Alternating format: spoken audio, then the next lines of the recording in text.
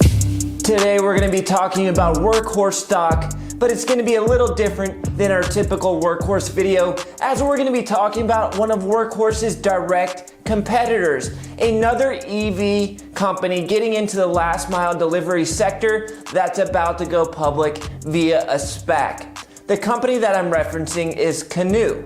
Now, Canoe is an EV startup that's about to go public via a reverse merger using the SPAC HCAC, Hennessy Capital acquisition. Now, this is a company that has kind of gone under the radar, so I've decided to make a video. We're gonna do a deep dive into this Canoe. We're gonna go over their products. We're gonna go over their vehicles and see if this is a real competitor to Workhorse, the Stallion. You guys know how we feel about Workhorse on this channel. The Stallion is for real. Let's see if this Canoe is for real. Or is the Canoe gonna sink? What's good, my trader homies and investors? It's your boy Kevin from Touchdown Trades, your trading BFF, your stock market bestie. We got another EV company to talk about today. You know we love all things EV on this channel, and we want to do our research due diligence on EV companies as they're going public. Now, not all EV companies are created equal. There's some that are top tier, the Stallions, the Workhorses. I like Helion, Tesla, and then we have some sketchy companies. Today, we're going to be breaking down Canoe, and we're going to see if this is going to be a Stallion like Workhorse, or is the Canoe going to sink to the bottom of the lake? But before we get started, I'm going to ask for a favor. The like button has learned my tricks. Yesterday, I tried to give the like button the old touchdown trades, snake eye jab in the eyes, and it pulled a defensive mover. It pulled the old defensive and blocked my snake eye jab. So I need to learn some new techniques. In the comment section down below, tell me how you best can destroy the like button. Is it a roundhouse kick? Is it the snake eye jab? Is it a judo chop to the jugular? Is it a kick to the huevos? What do you do to destroy the like button? I need to know how to beat it. You guys know I got beef with the like button. All right, so let's talk about this Canoe stock, this HCAC merger. We're gonna break it all down in today's video. As always, let's secure that bag by making smart investments and sound trades. Let's get it.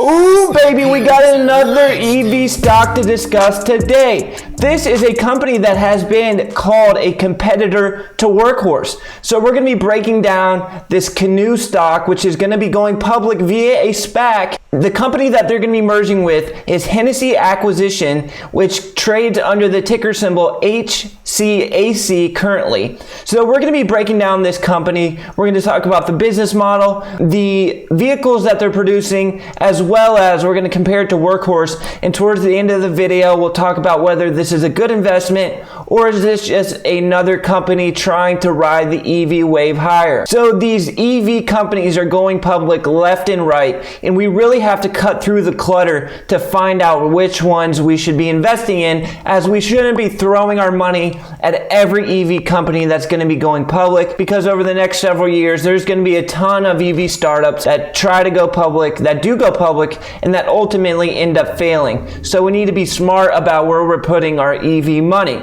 This Canoe is going to be in the last mile delivery sector. You guys know I'm a big believer in Workhorse, and I'm a big believer in the last mile delivery and EV and last mile delivery kind of coming together and creating a new niche for these smaller companies to kind of exploit and use to get a footing in the industry. This Canoe, they developed this chassis that they use pretty much the same chassis on every vehicle. They have a common consumer vehicle that they're actually going to be marketing on a subscription basis. So you're not going to be buying the vehicle, you're going to be renting it basically, or leasing it. They also have a last mile delivery vehicle that's on the same chassis. So we're going to be breaking down these vehicles that they manufacture. We're going to be talking about the company and the company's outlook. Let's jump right into it. I got the company's website pulled up. We are on the Canoe website, and this is actually the interior of that van that they they make. It kind of looks like a dining room table or a little coffee table, but it's actually the interior of the van. Here we got the little video on their website showing us the common consumer vehicle that they produce. It's a futuristic looking vehicle, that's for sure, and it kind of looks like in an old school minivan, almost like the Shaggy, or what's the Scooby-Doo van called? The Shaggy Mobile? The futuristic Shaggy Mobile. I mean, it's a cool looking van, that's for sure. It is pretty cool looking, but is it practical? So here we can see the interior of the van. You got a big round seat in the back with 2 bucket seats up front, and then the driver has his cockpit area over there. So it is a pretty interesting looking vehicle, but I'm not sure of the practicality. Here we have some specs. So we have a charge time of 28 minutes. We have a range of 250 miles, so a decent range. 20-inch wheel diameter. It can fit 7 people. It has a capacity of 7. It's a pretty big vehicle and it has a decent range. So here's where they're trying to differentiate themselves from the rest of the pack. They're going to be offering this vehicle to the common consumer on a membership basis. So you're not going to be able to buy this vehicle straight up. If you want to drive it for your everyday car, you're going to have to lease it or rent it from this company. What they're trying to do is market this to the millennials who don't want to make the commitment of buying a car. I don't hate this idea, as I do believe there is going to be a market for just leasing, short-term leasing of vehicles. If you don't like it, you switch it up. This package is going to include insurance and maintenance, so you don't have to worry about that. And you just rent the vehicle. I think it's going to be on a month-to-month basis. So it's a pretty interesting idea. It's an unproven idea. We'll see if it works or not, but I think they are onto something with this membership basis. I just don't know if they have the capability to market it with this Shaggy Scooby-Doo van. Some of the perks versus leasing this Canoe versus buying a car straight up. This is going to be their big marketing tactic. When you lease the Shaggy Scooby-Doo van with Canoe, you get registration, you get maintenance, charging, month-to-month lease availability, you get no dealership hassles, and insurance is included. So they're going to be targeting this membership thing to the younger millennial generation who doesn't want to buy a car, or maybe doesn't have the financial ability to buy a car. All right, so here we have all of Canoo's projected vehicles that they're currently working on designing and getting to the manufacturing process. Here we have the van that we've already went over that they're going to do the membership thing with. Here we have a sedan that they're claiming is going to be their version of the Model 3. But my opinion, if I'm going to buy a car, I'm definitely not buying this. I'm going to buy a Model 3. And here we have the Workhorse Competitor, the van that is on the same chassis as the Scooby-Doo van. You have this Workhorse Competitor. We'll talk about more about that later, and we'll compare it to Workhorse and see which is a better investment. Here we get some info on the merger date. The transaction is supposed to close in the 4th quarter of 2020. I have seen some news that there is talk that the merger is going to get pushed back, but we'll see when that happens, or if it even happens, as the shareholders will have to approve the merger in a vote. I do expect the merger to go down, as I expect all the mergers to go down with these SPACs, because investors in the SPAC want the merger to happen, because if it doesn't, the stock's going to go back from where it came from. We got the management and executive team. This Ulrich Kranz, the CEO, is a big shot in the automotive industry. Worked for BMW for many, many years, and he is one of the co-founders and the CEO of this company. So the management team is pretty legit. You also have Richard Kim,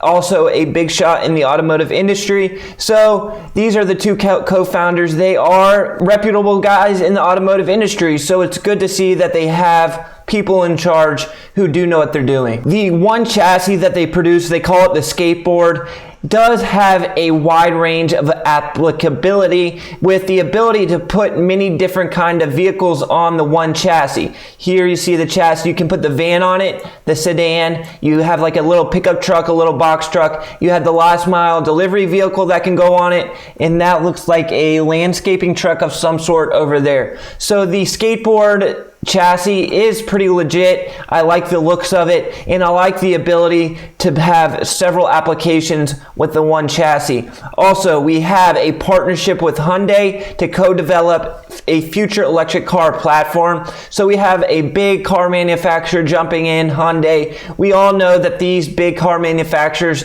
got left in the dust by Tesla. They're trying to catch up by partnering with these small boutique style EV companies to try to get a foothold in the EV space. So we have Hyundai backing, which is good to see. And here's where we get to the Workhorse comp, okay? They are trying to get into the last mile delivery space. We can see their last mile delivery vehicle here on the right side of the screen. So they say Canoe delivery vehicle and Canoe skateboard licensing, upside opportunity. The delivery vehicle has a 200-mile range, so a pretty good range. Plenty of range for a last mile delivery vehicle. We have total cargo volume ranging from 6.2 to 11 meters cubed and a total of 2,600 kilogram of vehicle weight. The target launch period is 2023 with this vehicle. So Workhorse is already going to have a foothold in this space by 2023. Workhorse is leap years ahead of this Canoe. It's not even really a comp. By 2023, Workhorse will probably already have the USPS deal. They'll be manufacturing the new USPS trucks. The last mile delivery space is going to be gigantic for these EV companies to target. So I do believe there is room for more than just Workhorse, as I believe Workhorse is going to establish themselves as the leader of that industry. There is going to be room for more than one player in the space. We can see the expected growth for last mile delivery services is growing exponentially, and by the year 2022 they believe to be a $51 billion industry. So it's a massively growing space, and there's going to be room for more than Workhorse, but I just don't know if Canoe is going to be the number 2 or even the number 3 or even the number 4 in that space. Here we have the delivery vehicle overview. It's pretty interesting. Here we have a guy in a spacesuit or something loading the vehicle. I'm not sure what that guy's wearing. What is that guy? Is he an alien? Is that an alien? Guys, leave a comment down below and tell me if that's an alien loading that truck. It looks like a Play-Doh guy or an alien. I'm not sure what he is.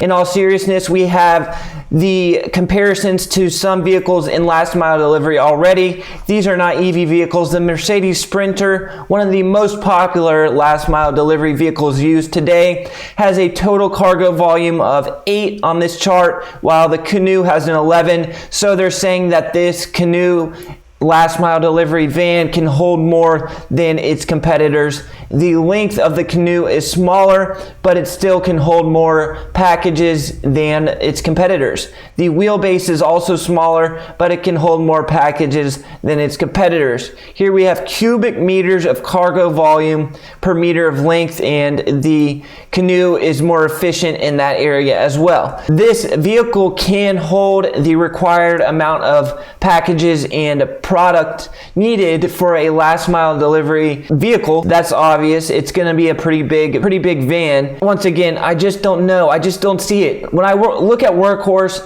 when I break down Workhorse, it just clicks with me that this is it. When I look at this, I'm just not sure this is ever going to get to market. Conclude the video by talking about some of the pros and cons of this Canoe and the HCAC merger, and I'll talk about what I think and if I'm planning on investing in this company and where I think the stock price could go post-merger.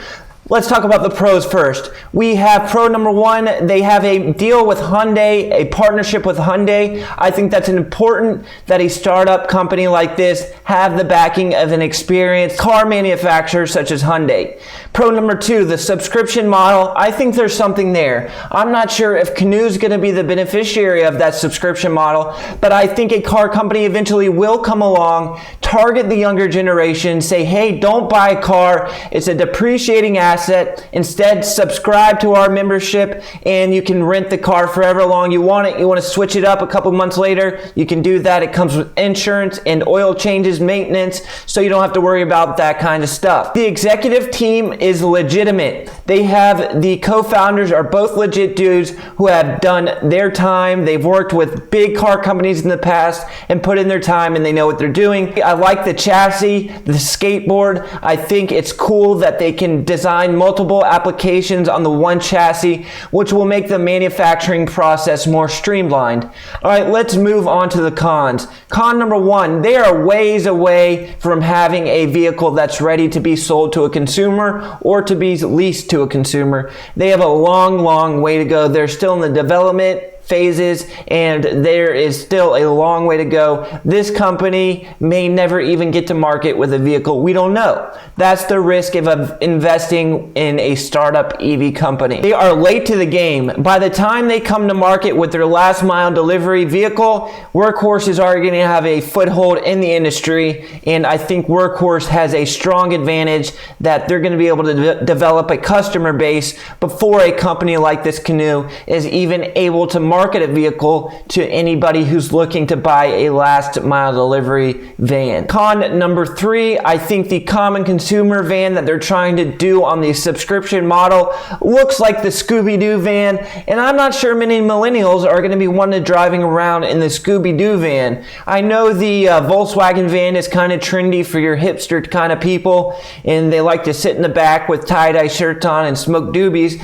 Hey, I like the Volkswagen van. I wouldn't mind sitting in the back of the Volkswagen van smoking a doobie myself. I'm just not sure it's going to be able to be marketed to the masses like they're saying it's going to be, because it looks like Scooby-Doo's eating a Scooby treat with Shaggy in the back and Thelma, whatever her name is in the front doing her makeup. So I'm just not sure about the Scooby-Doo van. All right, let's talk about investing in this company and the risk associated with investing in it.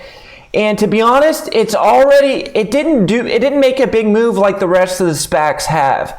It ran up and hit highs of $13.50 after the merger was announced and has since pulled back. I think the risk here is that it drops to $9 a share if the merger ends up not going through. So the risk to reward ratio is there. But when you're investing in a startup like this, you have to realize that the odds are probably 50-50 that this company even ever gets to market with this product that they're designing right now. So yeah, I'm going to stick with Workhorse because I just have that much belief in Workhorse.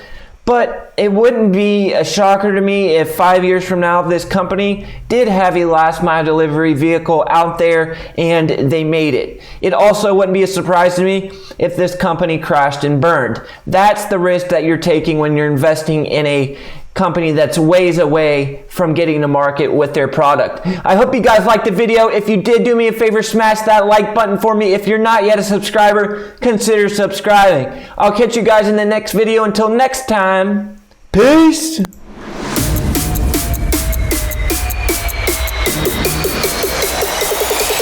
Drop.